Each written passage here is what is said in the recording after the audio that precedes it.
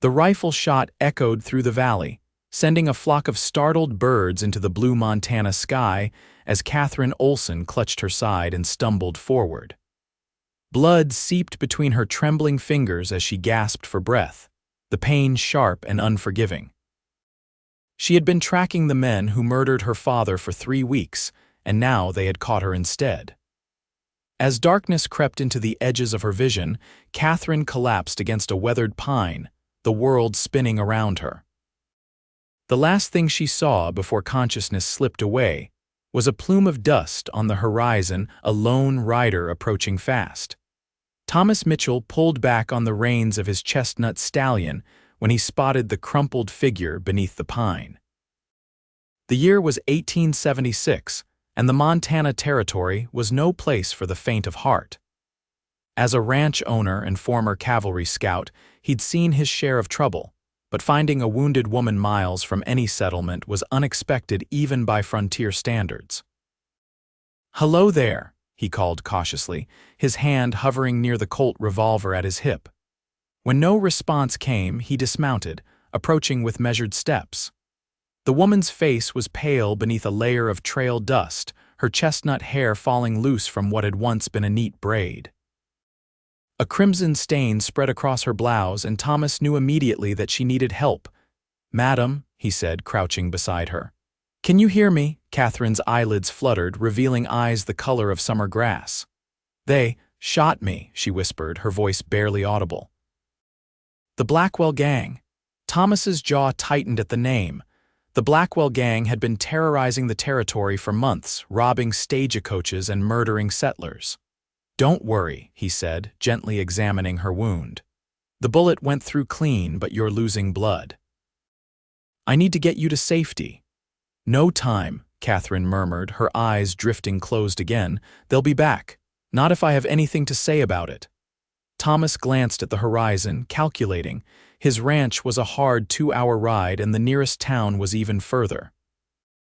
The woman wouldn't last that long without attention to her wound. With practiced efficiency, Thomas tore strips from his spare shirt, creating a makeshift bandage to slow the bleeding. Then, as gently as he could, he lifted Katherine into his arms. She was light, despite her tall frame, and he cradled her against his chest as he carried her to his horse. "I've got you," he murmured, settling her in the saddle before mounting behind her. "My ranch isn't far. I promise I'll get you there safely." Katherine leaned back against his solid chest, too weak to protest or thank him.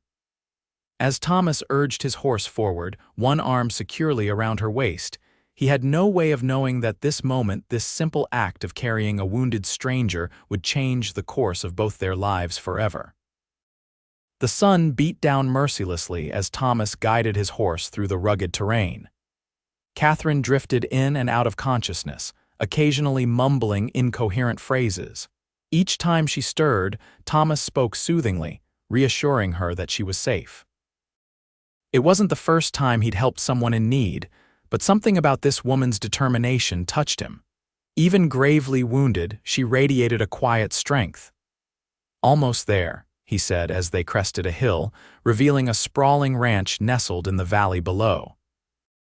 The Mitchell property was modest by some standards, but Thomas had built it with his own hands after returning from the war. A main house constructed of sturdy logs, a barn and several outbuildings made up the heart of the operation, with fenced pastures extending outward where cattle grazed.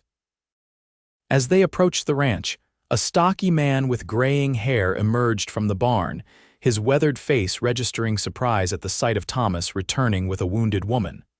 "Frank," Thomas called to his foreman, "get Doc Simmons from town fast as you can." Frank nodded without question, immediately heading for the stables. Thomas carefully dismounted, then gently lifted Katherine from the saddle. She stirred slightly, her eyes opening to meet his. "Where?" she began, her voice faint. "Mitchell Ranch," Thomas replied, carrying her toward the house. "You're safe now." Katherine's head lolled against his shoulder as he approached the door. "Thank you," she whispered, before slipping back into unconsciousness. Inside, Thomas's housekeeper, Martha, a sturdy widow in her 50s who kept the ranch running smoothly, gasped at the sight of the bloodied woman in her employer's arms. "Land sakes, Mr. Mitchell. What happened?" "Blackwell Gang," Thomas answered grimly, carrying Katherine to the spare bedroom. "She's been shot. I need hot water, clean towels, and my medicine kit." Martha hurried to gather the supplies while Thomas gently laid Katherine on the bed.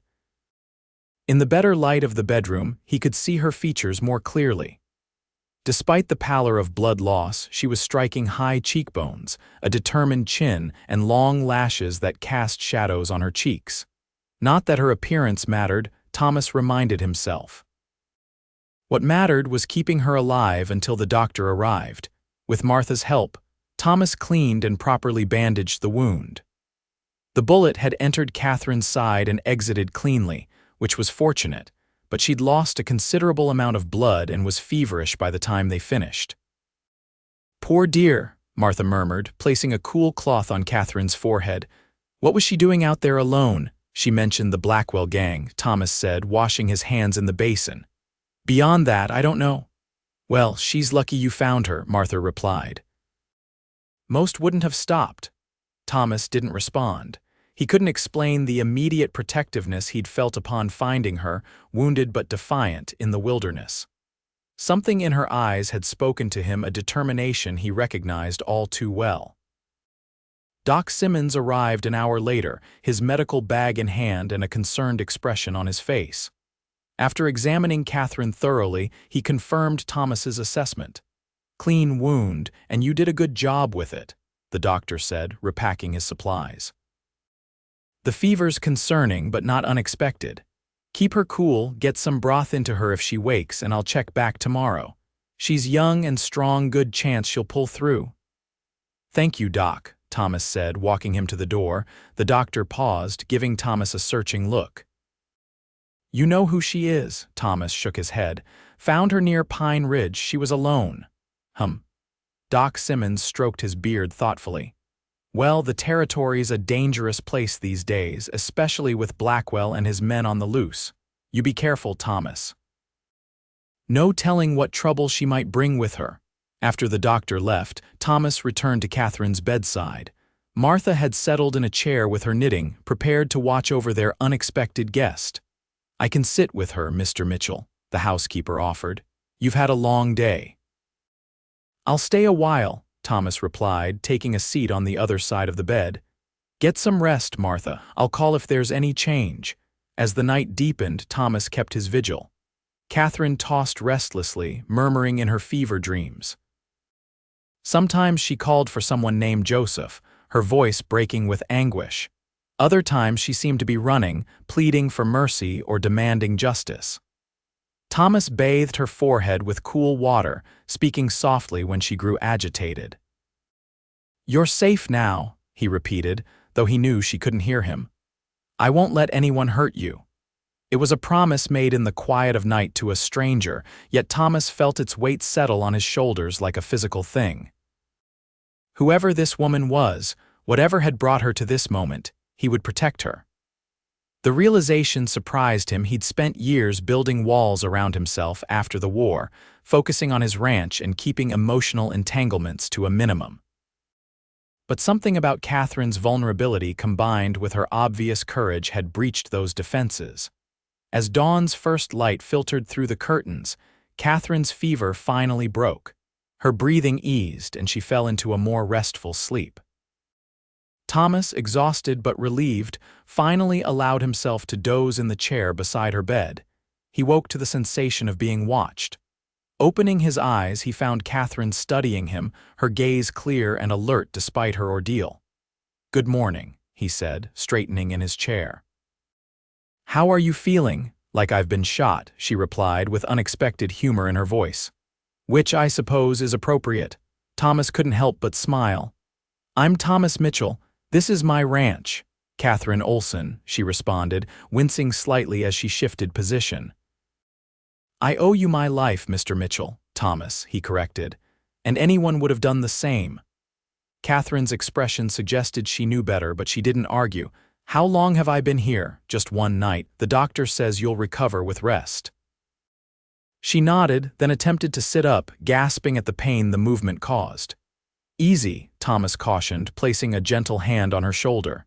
You're not going anywhere for a while. I have to, she insisted, though she allowed him to ease her back against the pillows. The men who shot me, the Blackwell Gang, Thomas supplied. You mentioned them before. A shadow passed over Catherine's face. Yes, they murdered my father 3 weeks ago, burned our farm to the ground. Thomas's expression hardened. I'm sorry for your loss. But going after them alone was foolish. What choice did I have? Katherine challenged, a spark of fire returning to her eyes. The marshal in Cedar Ridge did nothing, said there wasn't enough evidence to prove it was Blackwell's men. So you decided to track them yourself. I followed them from Cedar Ridge, she explained. They robbed the bank there, killed the teller. I recognized one of them as the man who shot my father. I was planning to find where they're hiding, then bring that information to a marshal who might actually do something about it. Thomas studied her with newfound respect. That's still a dangerous game for anyone, let alone a woman, Katherine finished, her chin lifting defiantly. I was going to say someone alone, Thomas corrected mildly. Even the army hunts outlaws in groups. Katherine's expression softened slightly. Well, as you've pointed out, my plan had its flaws, but I won't stop until those men face justice for what they did. Before Thomas could respond, Martha entered with a tray of broth and tea. Ah, you're awake. That's wonderful news. Mr. Mitchell has been worried sick about you. Thomas felt heat rise to his face as Katherine glanced at him with raised eyebrows. Just doing what's right, he muttered, standing abruptly. I should check on the ranch. Martha will help you with anything you need. As he strode from the room, Thomas could feel Katherine's gaze following him. The woman was trouble beautiful, brave, and entirely too determined for her own good. And yet, he couldn't deny the strange pull he felt toward her. It had been a long time since anyone had stirred such protective instincts in him, not since losing his younger brother in the war. Over the next few days, Katherine's strength gradually returned. Though still too weak to walk more than a few steps unassisted, her spirit remained undiminished. She spent hours sitting by the window in Thomas's parlor, asking questions about the ranch and the surrounding area, carefully building her knowledge. Thomas found himself enjoying their conversations more than he cared to admit. Katherine was well-read and quick-witted, challenging his opinions and making him laugh with her sharp observations. Yet beneath her lively exterior, he sensed a deep pain that mirrored his own. One evening, as they sat on the porch watching the sunset paint the mountains gold, Katherine finally shared her full story. My father and I came west 3 years ago, after my mother died, she explained, her fingers tracing patterns on the quilt Martha had tucked around her legs. He was a teacher in Boston, but the memories there were too painful. He thought farming would give us a fresh start. Thomas watched her profile against the fading light. Was it? For a while, Katherine smiled sadly. We had a small place near Cedar Ridge. It wasn't much, but it was ours. Papa learned farming from books and sheer determination. I taught reading to some of the local children for extra money. Sounds peaceful, Thomas observed. It was, until Blackwell and his men came through. Her voice hardened. They wanted our land, said there was a water right that made it valuable.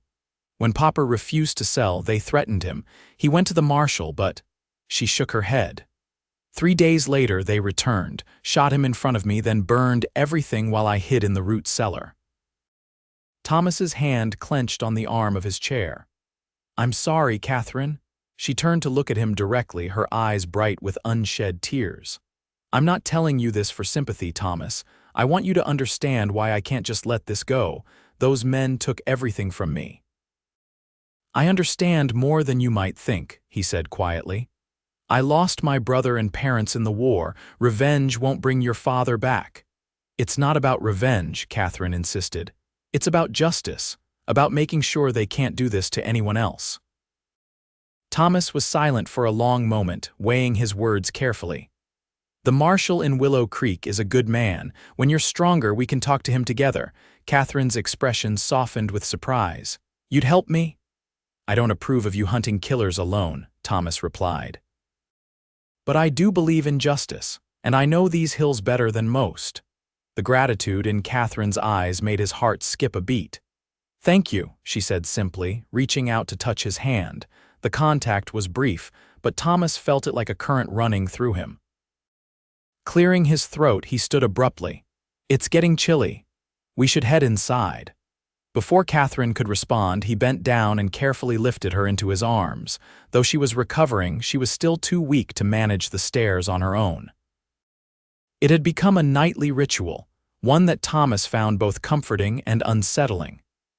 Having her in his arms, her head resting trustingly against his shoulder, stirred feelings he'd thought long buried.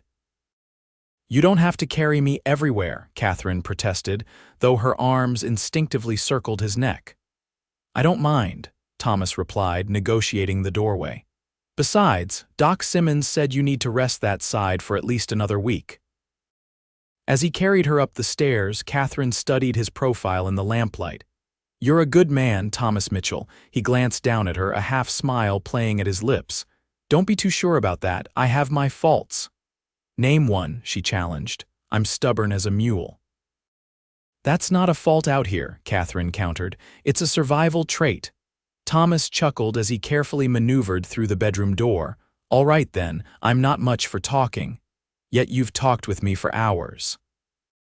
He set her gently on the bed, suddenly aware of how close they were, of the warmth of her skin and the soft curve of her lips. Maybe that's because you're easy to talk to, he said, his voice rougher than he intended. For a heartbeat, neither moved. Then Thomas straightened, taking a deliberate step back. Get some rest, Katherine. Martha will be up soon to help you get ready for bed. Katherine nodded, a slight flush coloring her cheeks. Good night, Thomas, and thank you for everything. As Thomas closed the door behind him, he leaned against the wall, taking a deep breath. He was treading dangerous ground. Katherine would heal, seek her justice, and move on with her life. Getting attached would only lead to heartache for both of them. And yet, as he made his way downstairs, Thomas couldn't deny the truth. Katherine Olsen had awakened something in him that he'd thought was dead and buried. Something that both terrified and exhilarated him. The next morning brought news that changed everything. Frank burst into the kitchen where Thomas was having breakfast, his expression grave. Riders coming, the foreman reported. 6 of them, heavily armed, moving slow like they're looking for something. Thomas was on his feet instantly. Get the men. Rifles at the ready, but keep out of sight until we know what they want. Katherine appeared in the doorway, leaning heavily on a walking stick Martha had found for her. It's them, isn't it? Blackwell's men. Thomas met her gaze steadily. Possibly. Either way, you stay inside. Martha, take her to the cellar if there's trouble. Thomas, Katherine began, but he cut her off. This isn't open for discussion, he said firmly. You're still healing, and I won't risk your life.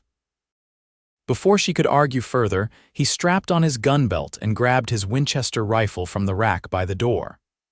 Outside, he signaled to his ranch hands, who took up positions around the property, their weapons at the ready but hidden from immediate view. The riders approached slowly, dust rising behind them in the morning light. Thomas stood on the porch, rifle held casually but ready, watching as they drew closer. Their leader was a tall man with a shock of prematurely white hair beneath his black hat. Isaac Blackwell himself, if the descriptions were accurate. Morning, Thomas called as the group stopped a respectful distance from the house. Something I can help you with. Blackwell nudged his horse forward a few steps. Hope so, friend. We're looking for a young woman, might have passed through these parts. Brown hair, green eyes. Been tracking her for a few days now. May I ask why? Thomas replied, keeping his tone neutral. Family matter, Blackwell said smoothly. She's my niece, run away after a disagreement. Her mother's worried sick. Thomas raised an eyebrow, the lie so blatant it would have been laughable under different circumstances. Haven't seen anyone matching that description. Not many travelers through here lately. Blackwell's eyes narrowed slightly, and Thomas could feel the tension radiating from the other riders. "Mind if we have a look around, just to be thorough?" "Actually, I do mind," Thomas said, his grip tightening on his rifle. "This is private property and I've got work to do." One of the riders, a brutish man with a scar running down his cheek, spat on the ground. "Maybe we should search anyway, boss. He looks like the type to hide something." Blackwell held up a hand, his gaze never leaving Thomas. "No need for unpleasantness. We're just concerned about the girl. If you do see her, we're camped by Eagle Creek. There'd be a reward for information." "I'll keep that in mind," Thomas replied evenly. For a tense moment, no one moved. Then Blackwell nodded slightly, turning his horse. "Much obliged for your time." As the riders departed, Thomas maintained his position until they were well out of sight. Only then did he lower his rifle, releasing a breath he hadn't realized he was holding. Inside, he found Katherine standing at the window, her face pale but resolute. "They'll be back," she said quietly. "They know I'm here." "They suspect, but they don't know," Thomas corrected, setting his rifle aside. "And when they return, we'll be ready." Katherine turned to face him, her expression fierce despite her weakened state. "I won't put you and your people in danger, Thomas. This is my fight." "It became my fight the moment I found you," he countered, crossing the room to stand before her. "And I don't abandon my fights or my friends." The word friends hung between them, somehow inadequate for the connection that had formed over the past days. "Besides," Thomas continued, "Blackwell just told us exactly where to find him. Eagle Creek is less than half a day's ride from Willow Creek. Once you're stronger, we can bring that information to Marshal Davis." Katherine's eyes widened. "You were serious about helping me." "I don't say things I don't mean," Thomas replied simply. Without warning, Katherine closed the distance between them, wrapping her arms around him in a fierce embrace. Thomas stood frozen for a moment, then cautiously returned the hug, mindful of her healing wound. "Thank you," she whispered against his chest. "I thought I was alone in this." Thomas gently stroked her hair, allowing himself this moment of closeness. "Not anymore," he promised. "Not anymore." The next week passed in a flurry of preparation. Though Thomas had convinced Katherine to wait until she was fully healed before approaching the marshal, neither believed they had the luxury of much time. Blackwell and his men could return at any moment, likely with reinforcements and less peaceful intentions. Katherine progressed rapidly in her recovery, determined to regain her strength. Each day, she walked a little farther, gradually building her endurance under Martha's watchful eye. By the end of the week, she could make it to the barn and back without assistance, though the exertion left her winded and in pain. Thomas, meanwhile, increased security around the ranch. He sent 2 of his men to scout the area around Eagle Creek, confirming that Blackwell's gang was indeed camped there, seemingly in no hurry to move on. The proximity made everyone uneasy, but it also presented an opportunity if they could convince Marshal Davis to act quickly. On the evening before they planned to ride to Willow Creek, Thomas found Katherine sitting on a bench in the garden Martha had planted behind the house. The setting sun gilded her hair with copper highlights, and for a moment he simply watched her, struck by how naturally she seemed to fit into the landscape of his life. "Mind if I join you?" he asked, approaching slowly. Katherine smiled, patting the space beside her. "I was just admiring the view. It's beautiful here." Thomas sat, following her gaze to the mountains silhouetted against the darkening sky. "It grows on you," he agreed. "When I first arrived, all I could see was the work that needed doing. Now I can't imagine being anywhere else." "How long have you been here?" Katherine asked, turning slightly to face him. 7 years, Thomas replied. "Bought the land after the war with what little savings I had, built the house myself, then the barn. Started with just a dozen cattle and 1 very stubborn horse. And now?" Thomas shrugged modestly. 200 head of cattle, 20 horses, and enough men to keep it all running. It's not the biggest spread in the territory, but it's solid." "You should be proud," Katherine said softly. "You've built something real here." "What about you?" Thomas asked. What will you do after? After justice is served? Katherine looked away, her expression troubled. I don't know, our farm is gone. I have some education, enough to teach perhaps, but… She trailed off, shaking her head. I haven't thought much beyond finding Blackwell. Thomas hesitated, then said carefully, you could stay here. Until you decide, I mean. He hurried on before she could respond. The territory needs teachers. Willow Creek has been trying to start a proper school for years. Katherine studied him, her eyes searching his face. Is that the only reason you're suggesting it? The directness of the question caught Thomas off guard. He'd never been good with words, especially when it came to matters of the heart. But Katherine deserved honesty?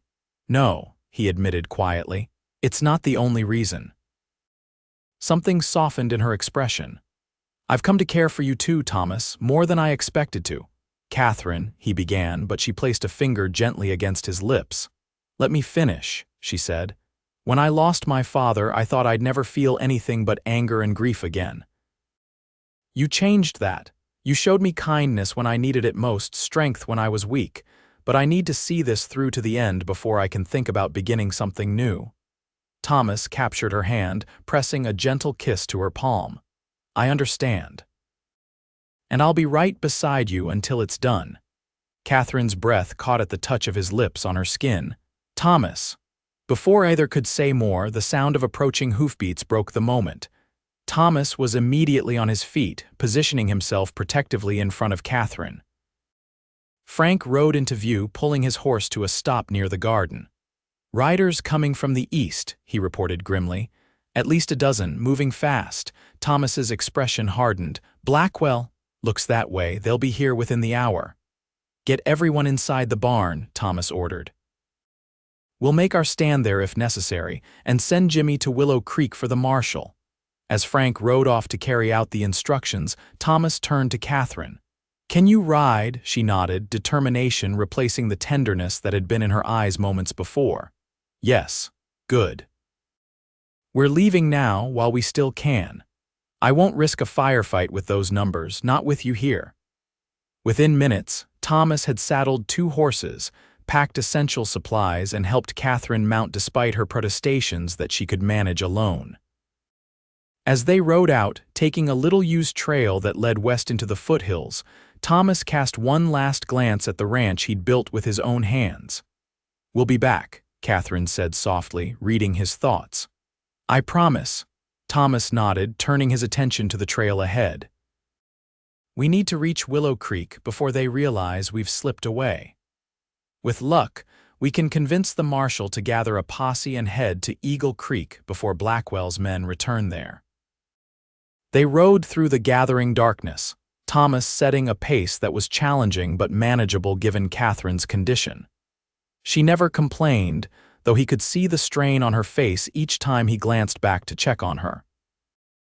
After 2 hours of hard riding, Thomas called a halt by a small stream to rest the horses and allow Katherine a brief respite. As she carefully dismounted, wincing at the pull on her healing wound, Thomas realized how much the journey was costing her. We can rest longer if you need to, he offered, helping her sit on a fallen log. Katherine shook her head stubbornly. No, we keep moving, they'll be following our trail by now. Thomas knew she was right. He handed her a canteen, then busied himself checking the horses while she drank. When he turned back, he found Katherine watching him, her expression unreadable in the moonlight. What is it? He asked. You're risking everything for me, she said quietly. Your ranch, your safety. Why? Thomas hesitated, searching for the right words. Because some things are worth the risk, he finally said. Some people are worth any risk. The simple honesty of his answer seemed to touch Katherine deeply. She stood, crossing the short distance between them to place her hand against his cheek. Thomas Mitchell, I think I'm falling in love with you, the words hung in the night air, honest and vulnerable. Thomas covered her hand with his own, turning his face to press a kiss to her palm. Katherine Olsen, I think I've already fallen. For a heartbeat, the world around them faded away. Then Thomas gently pulled her closer, his lips finding hers in a kiss that was both tender and passionate.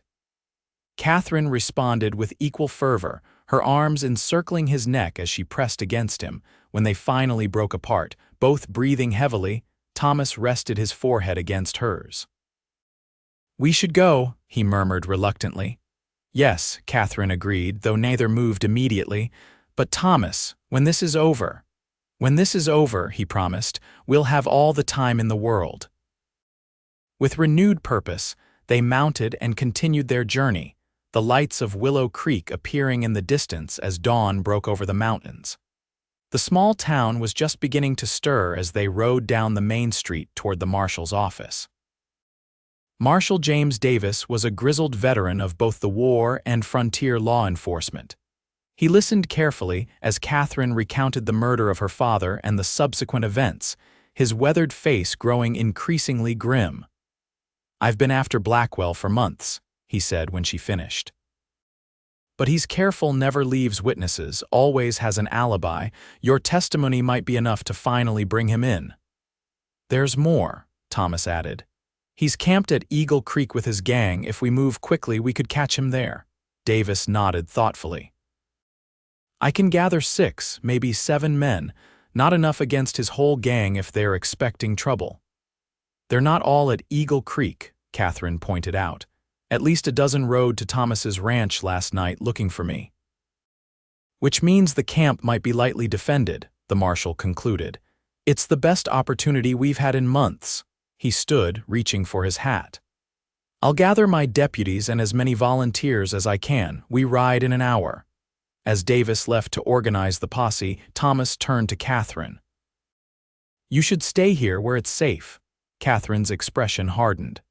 "I didn't come this far to wait in town while others risk their lives. I'm going, Thomas."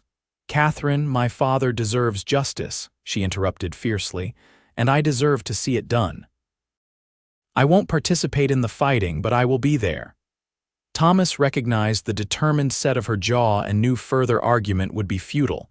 "Promise me you'll stay back," he finally conceded. "No heroics." "I promise," Katherine said, softening slightly. "Besides, I don't think I could manage heroics quite yet," she added, placing a hand against her still healing side. True to his word, Marshal Davis assembled a posse of 9 men, including Thomas and himself. Katherine was the only woman among them, a fact that raised eyebrows but generated no direct opposition once Davis explained her role in identifying Blackwell and his men. They rode out of Willow Creek at mid-morning, taking a circuitous route to approach Eagle Creek from the south, minimizing the chance of encountering the riders who had gone to Mitchell Ranch. Thomas stayed close to Katherine, watching her carefully for signs of fatigue or pain, but she remained steadfast, her back straight despite the rigors of their journey. By late afternoon, they had reached the wooded ridge overlooking the camp at Eagle Creek. From their vantage point, they could see 4 men moving about the collection of tents and a small corral holding several horses. "4 men that we can see," Davis murmured, lowering his spyglass. "Likely more inside the tents. We'll approach from 3 sides, try to take them by surprise." The plan was simple but effective. Davis and 3 men would approach from the east, while 2 others circled to the west. Thomas and the remaining 3 would come in from the north, cutting off the most likely escape route. Katherine would remain on the ridge with one of the deputies, safely out of the line of fire but able to identify the outlaws. As the sun began its descent behind the mountains, casting long shadows through the trees, the posse moved into position. Thomas squeezed Katherine's hand one last time before joining his group. "Be careful," she whispered, her eyes filled with fear for him. "Always," he promised, then turned to follow the others down the slope. The attack began with Marshal Davis's shouted command for the outlaws to surrender. For a moment, it seemed they might comply as the visible men froze in surprise. Then one reached for his gun, and the air erupted with gunfire. From her position on the ridge, Katherine watched the chaos unfold with her heart in her throat. The deputy beside her kept a running commentary, but her eyes remained fixed on Thomas as he moved with surprising grace through the camp, his rifle raised. The battle was brief but intense. Two of Blackwell's men fell immediately, while the others took cover and returned fire. One of the posse members went down with a shoulder wound, but the rest pressed the advantage of numbers and surprise. Just as it seemed the fight was nearly won, a shout from the eastern edge of the camp drew everyone's attention. 4 riders were approaching, fast reinforcements returning from some unknown errand. Among them, Katherine recognized the distinctive white hair of Isaac Blackwell himself. "Marshal," she called down, pointing, "Blackwell's coming back." Davis immediately redirected 2 of his men to intercept the newcomers, while the remaining posse members intensified their assault on the camp to prevent the defenders from regrouping. Thomas found himself pinned down behind a wagon as one particularly determined outlaw kept up a steady stream of fire in his direction.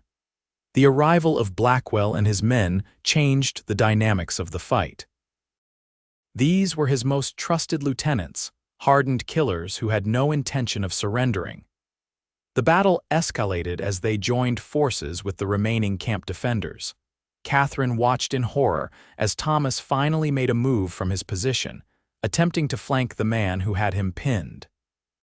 He was halfway to new cover when Blackwell himself appeared in his path.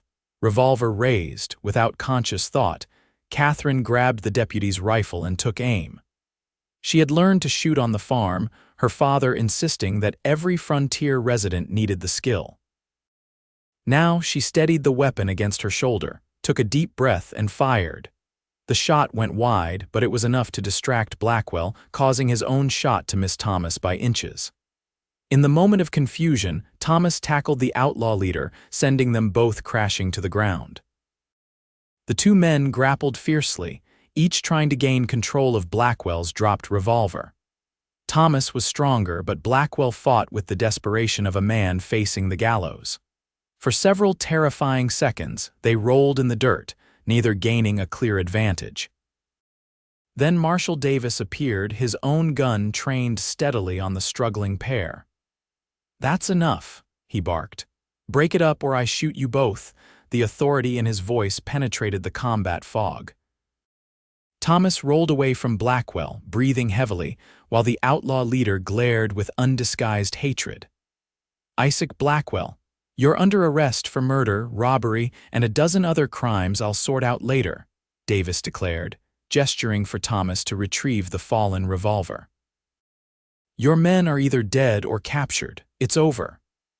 As the remaining outlaws were rounded up, Katherine made her way down from the ridge, the deputy following close behind. Thomas met her halfway, his face smudged with dirt and a cut bleeding above one eye but otherwise unharmed.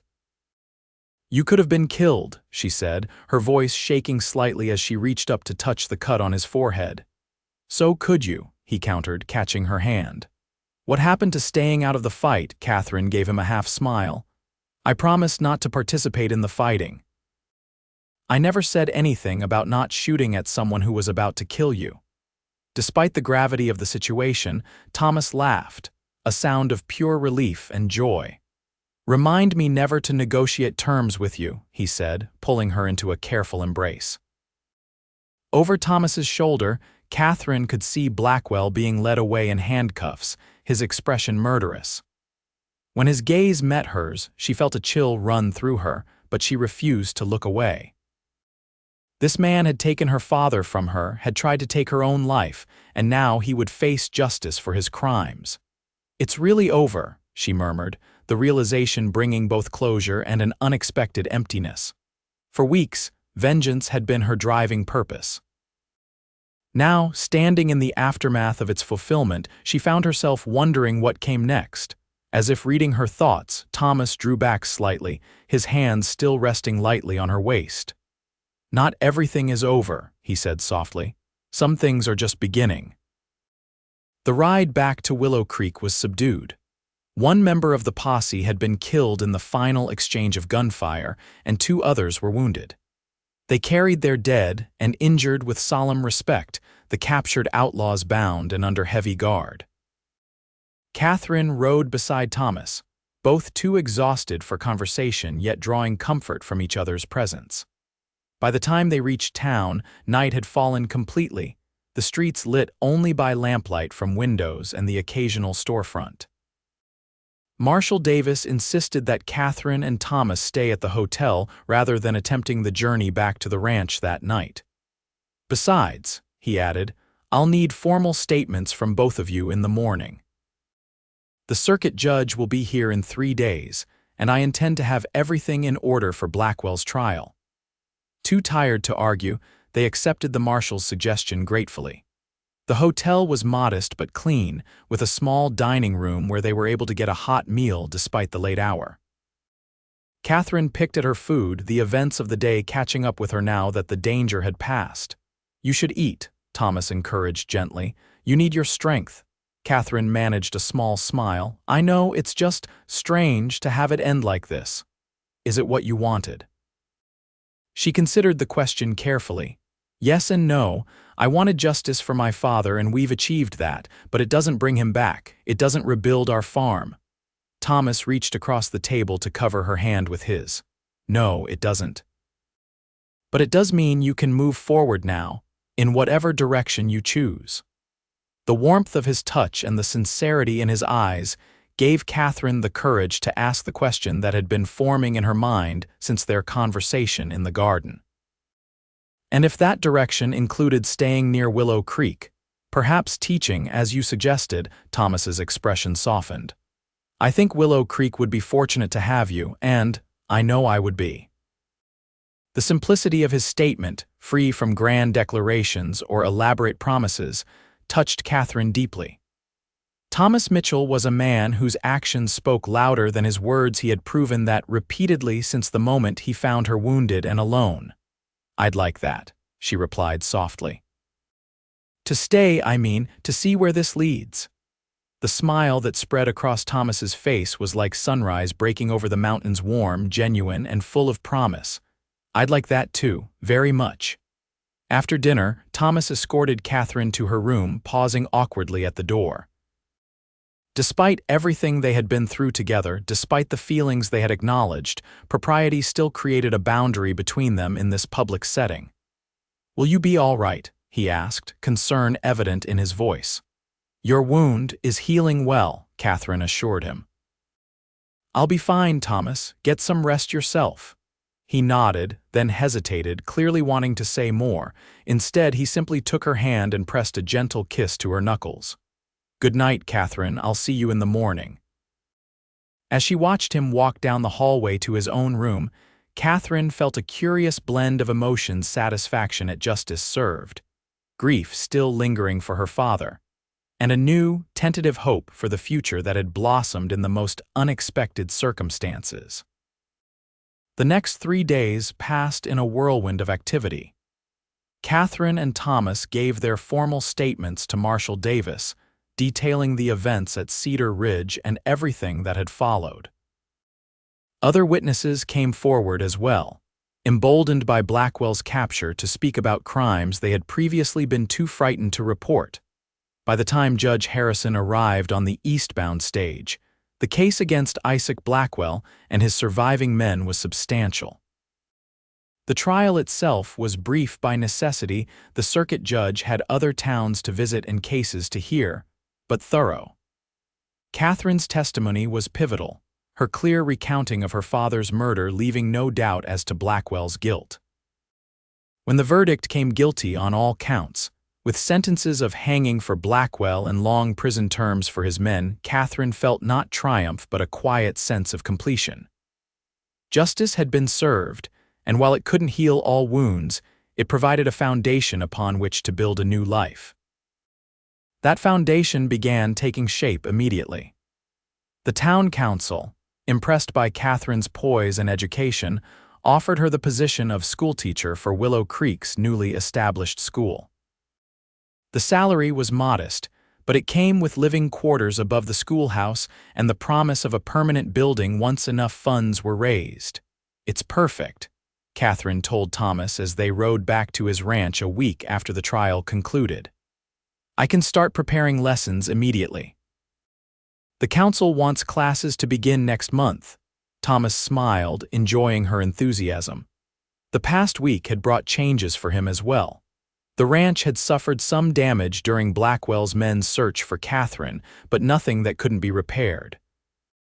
More significantly, his feelings for Katherine had deepened with each passing day, growing from attraction and admiration into something he recognized as love. "You'll be an excellent teacher," he said confidently. "Those children are fortunate." Katherine glanced at him, a mischievous glint in her eye. "I was hoping you might help me prepare the schoolhouse. It needs some repairs and there's furniture to build." "Of course," Thomas agreed immediately. "Whatever you need." "And perhaps," she continued, her tone more hesitant now, "you might consider visiting often. The teachers' quarters are small but adequate for one, though they might seem lonely after spending time at your ranch." Thomas reined his horse to a stop, turning to face her fully. "Katherine Olsen, are you inviting me to court you properly?"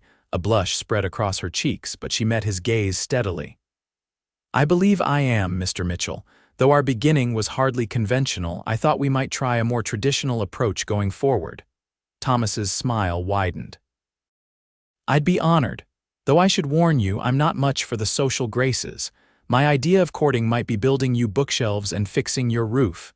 Katherine laughed, the sound bright and free in a way he hadn't heard before.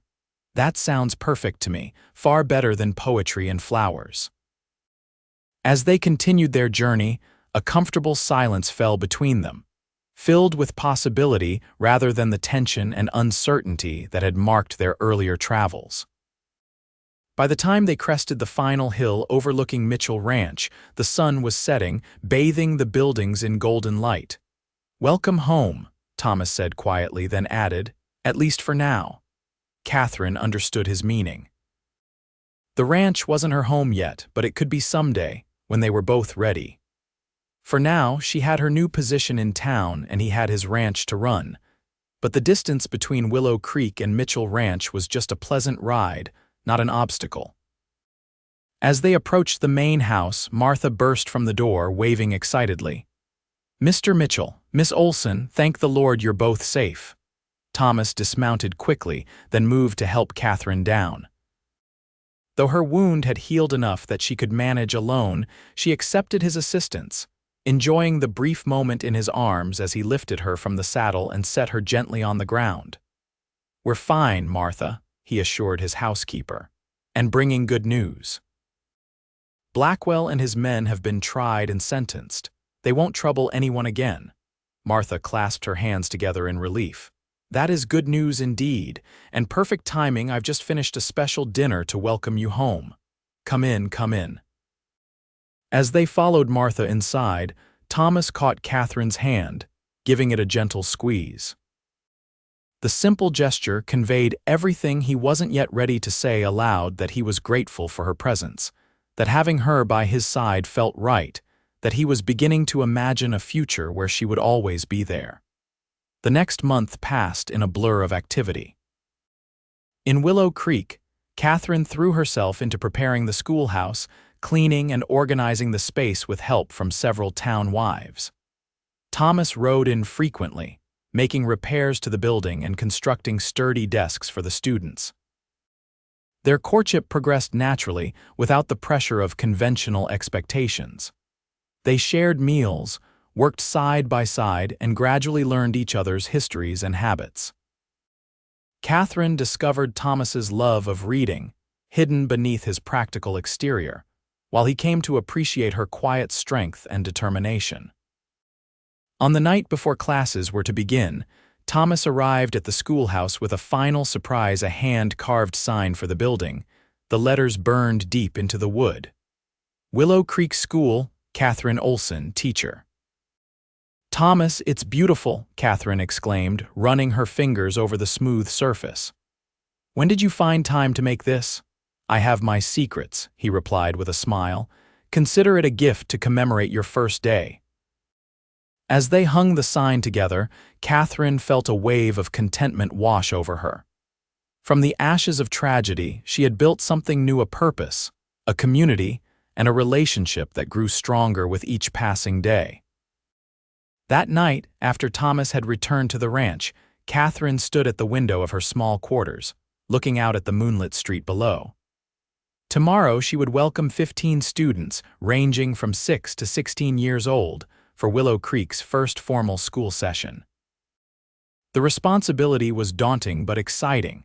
As she prepared for bed, her thoughts turned to Thomas as they often did in quiet moments. Their courtship was progressing wonderfully, but she sensed a hesitation in him, sometimes a reluctance to fully commit to the future they both clearly wanted.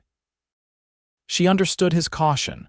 They had known each other only a few months, and their beginning had been extraordinary in its intensity. Yet Katherine knew her own heart with certainty. She loved Thomas Mitchell with a depth that sometimes startled her, loved his quiet strength, his unwavering integrity, and the tenderness he showed when he thought no one was watching. She could be patient, allowing their relationship to develop at its own pace. The school's opening was a success beyond Katherine's expectations. The children were eager to learn, the parents supportive, and the town council pleased with their investment. Days settled into a pleasant routine, with Katherine teaching during the week and often spending weekends at Mitchell Ranch, where she and Thomas continued to grow closer. As summer faded into autumn, bringing cooler temperatures and brilliant colors to the surrounding mountains, Thomas found himself at a crossroads. His feelings for Katherine had deepened into a love more profound than anything he had experienced before, yet he hesitated to take the next step. It wasn't doubt that held him back, but a sense of unworthiness. Katherine was educated, refined despite her frontier experiences, and could have a future in any city or town she chose. He was just a rancher, rough-edged and simple, with little to offer beyond his land and his heart.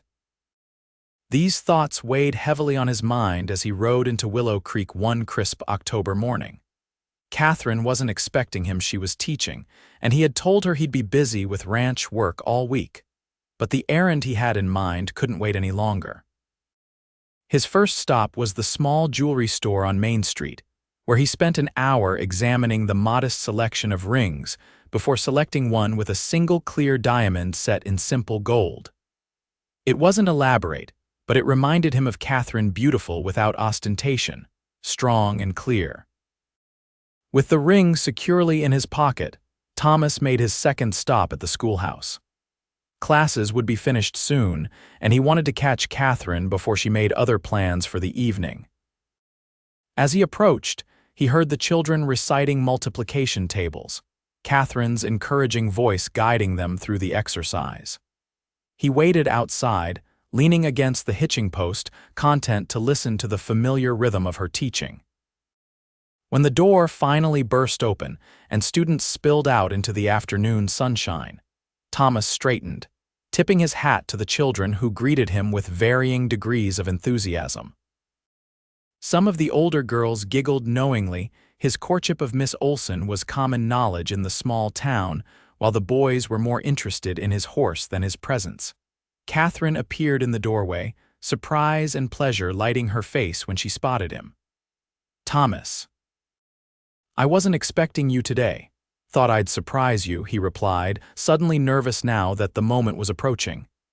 "Do you have plans this evening?" "Just grading compositions," she said, gesturing to the stack of papers in her arms. "Nothing that can't wait." "Is everything all right at the ranch?" "Everything's fine," he assured her. "I was hoping you might join me for dinner at the hotel and perhaps a ride afterward. It's a beautiful evening." Katherine studied him curiously. They rarely dined at the hotel, usually preferring simpler meals at her quarters or his ranch, but nodded. "I'd like that. Let me put these away and freshen up a bit." As she disappeared back into the schoolhouse, Thomas exhaled slowly, trying to calm his racing heart. He had faced armed outlaws with less trepidation than he felt at the prospect of asking Katherine to marry him. Yet beneath the nervousness was a certainty that had been growing for months. They belonged together. Dinner at the hotel was a pleasant affair, though Thomas found himself struggling to focus on conversation, his mind constantly returning to the ring in his pocket and the words he wanted to say. Katherine noticed his distraction but didn't press, allowing him the space to gather his thoughts. After they finished eating, Thomas suggested the ride he had mentioned earlier. The evening was indeed beautiful, with a full moon rising over the eastern mountains and stars beginning to appear in the darkening sky. They rode at a leisurely pace out of town, following a trail that led to a small rise overlooking the valley. "This is lovely," Katherine said as they dismounted. "You can see everything from here: the town, the ranches, even the mountains where we first met." Thomas nodded, taking her hand as they walked to the edge of the rise. "I thought you might appreciate the view." For several minutes, they stood in comfortable silence, watching as the last colors of sunset faded from the western sky. Then Thomas turned to face Katherine, taking both her hands in his. "Katherine," he began, his voice rougher than usual with emotion, "I'm not good with fancy words or grand gestures, but I want you to know that meeting you, finding you that day, wounded but still fighting, changed my life in ways I never expected." Katherine's eyes widened slightly, her fingers tightening around his.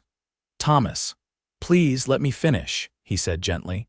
"Before you, I was just existing, building my ranch, doing my work, but not really living.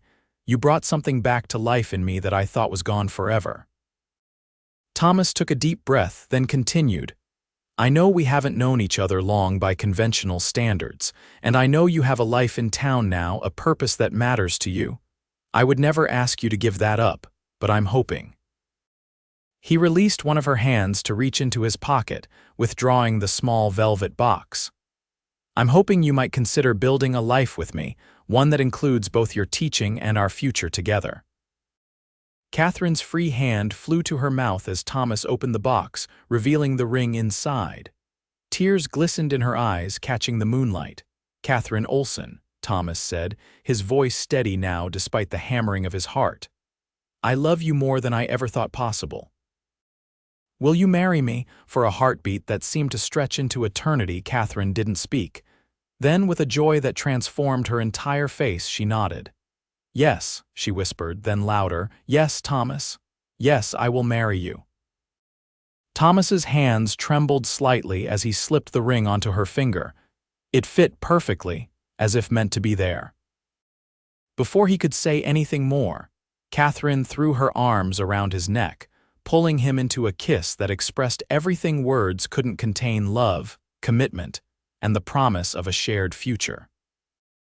When they finally broke apart, Thomas rested his forehead against hers, overwhelmed by the happiness coursing through him. "I was so afraid you might say no," he admitted, "that you might want more than I can offer." Katherine shook her head, framing his face with her hands. "Thomas Mitchell, you offer everything I could ever want or need. Your strength, your kindness, your heart, those are worth more than all the riches in the world."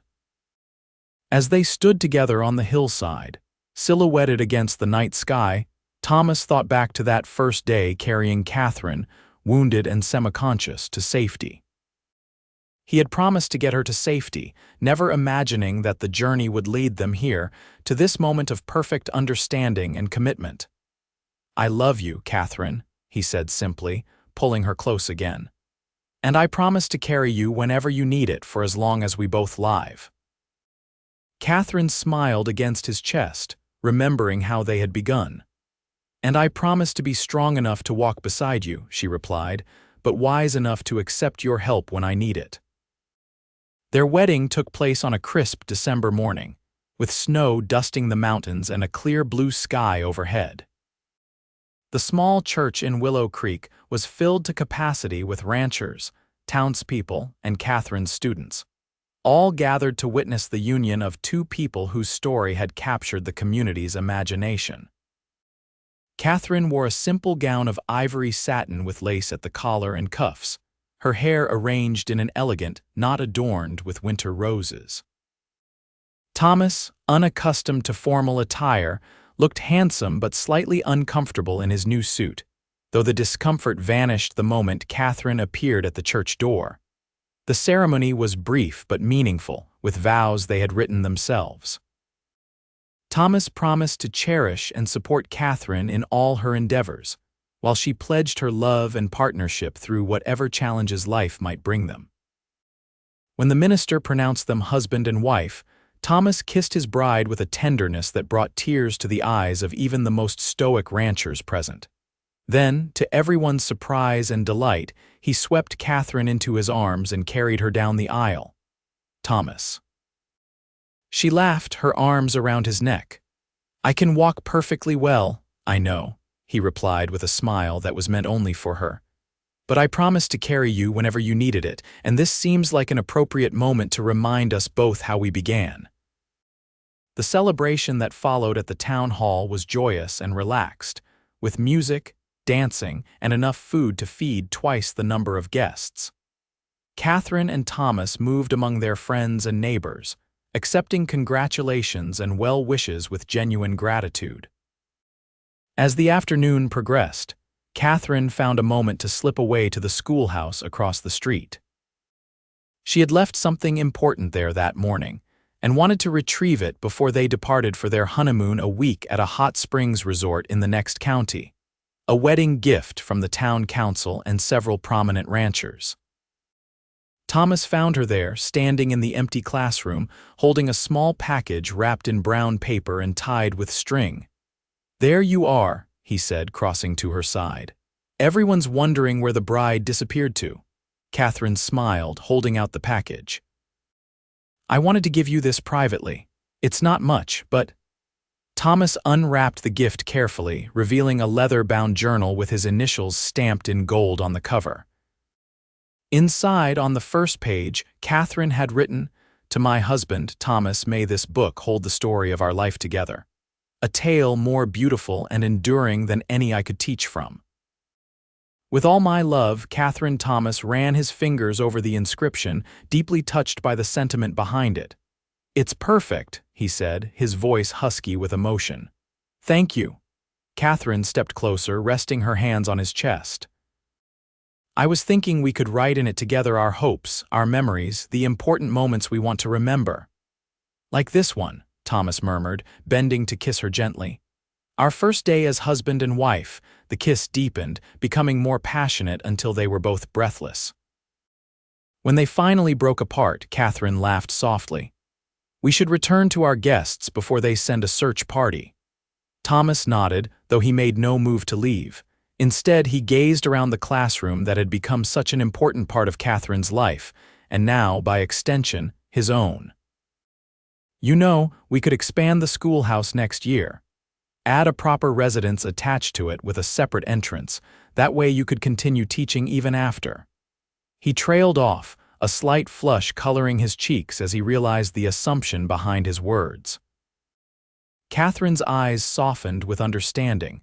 "Even after we have children of our own," she finished for him. "I'd like that, Thomas, very much." The idea of building a family together of children with Thomas's strength and Katherine's spirit filled them both with quiet joy. It was a future neither had dared imagine when they first met, yet now it seemed as natural and inevitable as the changing of seasons. Hand in hand, they returned to their wedding celebration, ready to begin the journey they would walk together, sometimes carrying each other, sometimes marching side by side, but always united in love and purpose. 5 years later, Thomas stood on the porch of the expanded Mitchell Ranch house, watching as Katherine supervised their twin daughters' attempts to feed the chickens. At 4 years old, Emma and Sarah were bundles of energy and curiosity, with their mother's green eyes and their father's determined chin. The years had brought changes to both the ranch and the town. Mitchell Ranch had prospered, doubling its cattle and adding several new hands to help with the work. The schoolhouse in Willow Creek had grown as well, with Katherine overseeing the addition of a second classroom and the hiring of another teacher to help with the increasing number of students. Their lives had found a rhythm that worked for both of them. Katherine taught 3 days a week in town, with Thomas and the girls often accompanying her. The family stayed in the residence attached to the schoolhouse on those nights, returning to the ranch for the remainder of the week. It wasn't a conventional arrangement, but it allowed Katherine to continue the work she loved while also embracing her role as wife and mother. "Papa," Emma called, spotting him on the porch. "Come see, the chickens like my corn better than Sarah's," Do not, Sarah protested immediately. They just ate yours first because you're louder, Thomas laughed, descending the steps to join his family in the yard. I think the chickens appreciate both of you, he said diplomatically, ruffling each girl's hair. They're lucky to have such attentive caretakers. Katherine smiled at him over the girls' heads, her eyes filled with the love that had only deepened with the passing years. We all are, she said softly. That evening, after the twins were finally asleep, Thomas and Katherine sat together on the porch swing, watching as stars appeared one by one in the darkening sky. Katherine's head rested comfortably on Thomas's shoulder, his arm around her waist holding her close. I was thinking, she said after a comfortable silence, about that first day when you found me. Thomas pressed a kiss to her temple. One of the most important days of my life, though I didn't know it at the time. You carried me when I couldn't walk, Katherine mused. And you've been carrying me in one way or another ever since. We carry each other, Thomas corrected gently. That's what marriage is, isn't it? Sharing the burdens and the joys. Katherine nodded, then straightened slightly to look into his eyes. Well, there's a new burden or joy, rather, that we'll be sharing soon. For a moment, Thomas didn't understand. Then, as comprehension dawned, his eyes widened. Katherine, are you saying? Yes, she confirmed, her smile radiant in the soft light spilling from the window. The doctor confirmed it yesterday. We're having another baby. Thomas whooped with joy, lifting Katherine from the swing and spinning her in a circle, much as he had on their wedding day. That's wonderful news, careful, Katherine laughed. You'll wake the girls. Thomas immediately set her down, though his excitement remained undiminished. Boy or girl doesn't matter, he declared. Another child with you, there's no greater blessing I could imagine. Later that night, as Katherine slept peacefully beside him, Thomas reached for the journal she had given him on their wedding day. Over the years, its pages had filled with their shared history: the birth of the twins, the expansion of the ranch and school, the small daily victories and occasional setbacks that made up their life together. Carefully, so as not to wake Katherine, he lit the small lamp on his bedside table and opened the journal to a fresh page.